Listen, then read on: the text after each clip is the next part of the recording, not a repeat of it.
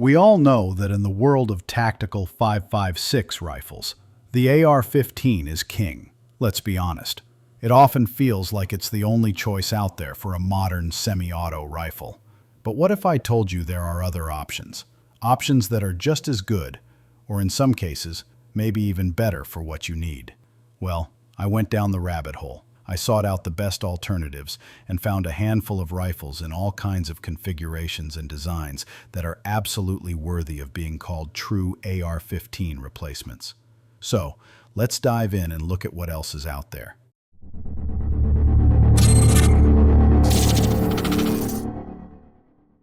First up, we're going to look at the rifles that are a direct challenge to the AR-15's dominance, the modern piston guns. And we're starting with a heavy hitter from Israel. IWI-US has finally brought a semi-auto version of its Carmel rifle system to the American market, and it is a beast. This rifle is based on their combat-proven Israeli weapon system, so it's not some untested range toy. The stateside Carmel comes in 5.56 NATO and runs a clean, reliable, short-stroke gas piston action. It has a lot of the same DNA that made its military predecessor so great in the hands of professional operators. What makes the Carmel really intriguing is its construction. It's a smart blend of steel, aluminum, and high-strength polymer that feels incredibly solid. But the real magic is that it is completely bilateral. We're talking left and right side safety levers, magazine releases, and bolt catches right out of the box. Even the non-reciprocating charging handle can be swapped to either side. Internally, it uses a rotating bolt system that will feel familiar to anyone who spent time with an AR-15. And if you plan on running it suppressed, they've made it dead simple. Thanks to a two-position gas regulator, switching the rifle into suppressor mode is quick, easy, and, most importantly, keeps the gun running reliably. Every metal part is corrosion-resistant, and that 16-inch barrel is a cold hammer-forged, chrome-lined unit. It's also free-floating, which is a huge plus for accuracy. You've got a full-length Picatinny rail on top for optics and M-lock slots at the 3, 6, and 9 o'clock positions for everything else. The buttstock not only adjusts for length of pull and cheek height, but it also folds, shrinking this rifle down to a compact 26.75 inches. Unloaded, it weighs in at 8 pounds 2 ounces. With a price tag of around $17.99, the Carmel is making a very strong case for itself. Speaking of high-end European piston guns, let's head over to the Czech Republic and look at the third generation of the legendary CZ Bren platform. This is the rifle currently in the arsenal of the Czech army, and for good reason. The hallmark of the Bren 3 is its insane modularity. The extended forend, made from a tough aluminum alloy, is easily replaceable. It comes standard with M-lock interfaces, so you're ready to mount all your sights, lights, and lasers.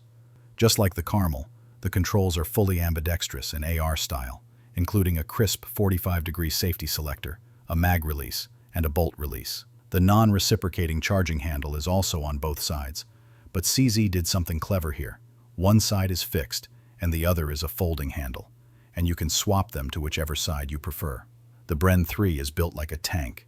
It meets the demanding NATO AC 225/D14 tests, which means it's proven to run reliably in the absolute worst conditions.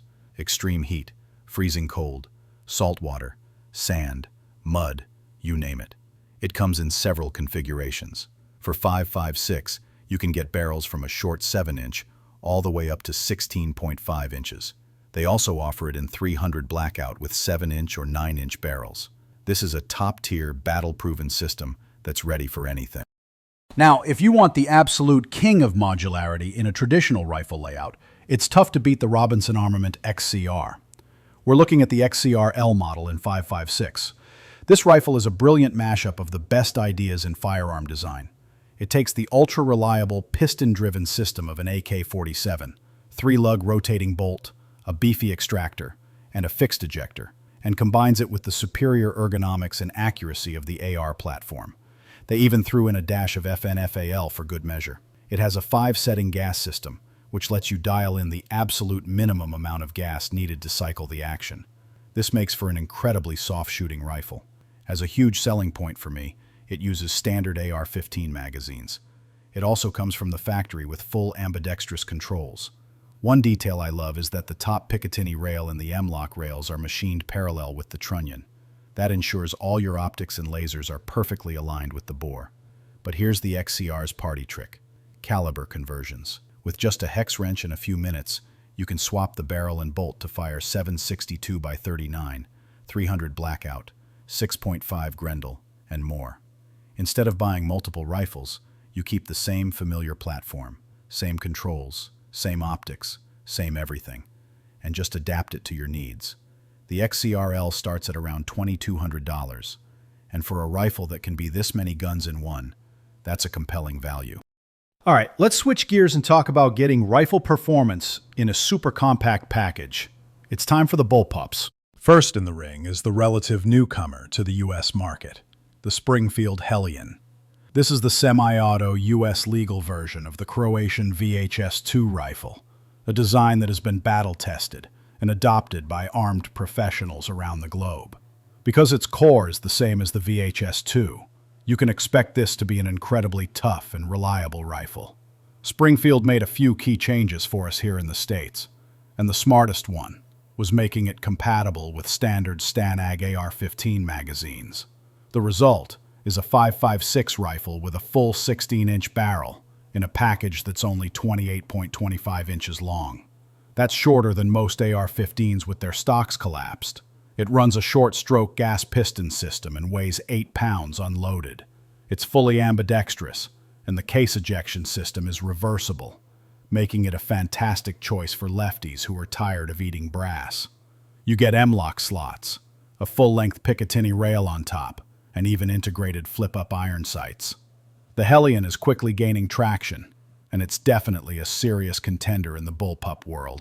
Now we have to talk about the reigning champ, the rifle that probably comes to mind when you think modern bullpup, the IWI Tavor X95. This rifle is decked out for performance. For bullpup fans, the trigger alone might be worth the price of entry.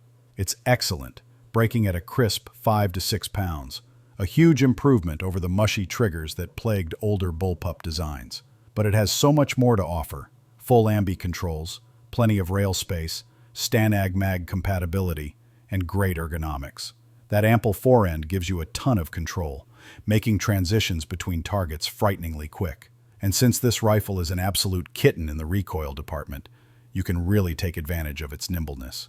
On paper, it boasts a 16.5-inch barrel in a ridiculously compact 26-inch overall length. At 7.9 pounds, it has just enough heft to feel stable and soak up recoil, making it extremely manageable from shot to shot. Honestly, it's hard to find anything to complain about with the X95. It's the benchmark for a reason. Next, let's look at a trend that's really taking off here in the US. Companies blending the best traits of the AR-15 and the AK-47 to create something new. Leading the charge is Palmetto State Armory with the Jackal 2.0. This long-stroke piston-driven rifle openly takes its cues from both iconic platforms. The latest version features a new proprietary lower and PSA's own ergonomic pistol grip, giving it a much more refined look and feel. It's outfitted with a new AXR stock that's adjustable for length of pull and folds to the left. PSA also managed to shave some weight and trim the width, making for a more comfortable shooting experience. The charging handle is now located at the rear and has a spring-loaded snag-free design. And if you're a DIYer, they've made barrel swaps much easier. Available in 5.56 and 300 blackout, the Jackal is a fascinating and affordable take on the AR-AK hybrid concept. But if the Jackal is a hybrid, the PSA VOOC leans even harder into its AK heritage. After its debut, PSA got a ton of feedback asking for a design more faithful to classic AK styling, and they delivered. One of the biggest changes is the inclusion of a 4.5mm trunnion, like you'd find on an AK-74, which allows you to use a wide range of AK-style stocks. But it still keeps one foot in the modern world, with an AK-19-style grip and the ability to accept AR-15 fire control groups. The redesigned mag release paddle is also a neat touch, offering dual-action functionality. Crucially, they moved the charging handle from an AR-style position to the bolt itself, much closer to a traditional AK. This also allowed them to incorporate a bolt hold open feature, a massive quality-of-life improvement for the AK platform. The VOOC is shaping up to be a perfect blend of tradition and modernity. Finally, in this category, we have a rifle that takes the idea of modularity to the extreme. The PWS User Exchange Rifle, or UXR. This rifle is on a mission to carve its own path. At first glance, you can see design elements from a bunch of different modern battle rifles, but the UXR's patent-pending system is what sets it apart. It allows you to quickly convert between calibers on the same serialized platform by swapping just 3 parts: the magazine well, the barrel, and the bolt head. The lower is compatible with AR-style grips and triggers, and it has an ambi safety and mag release. A 3-position adjustable gas system regulates the long-stroke piston action, and they've designed dedicated magazine well assemblies for each caliber.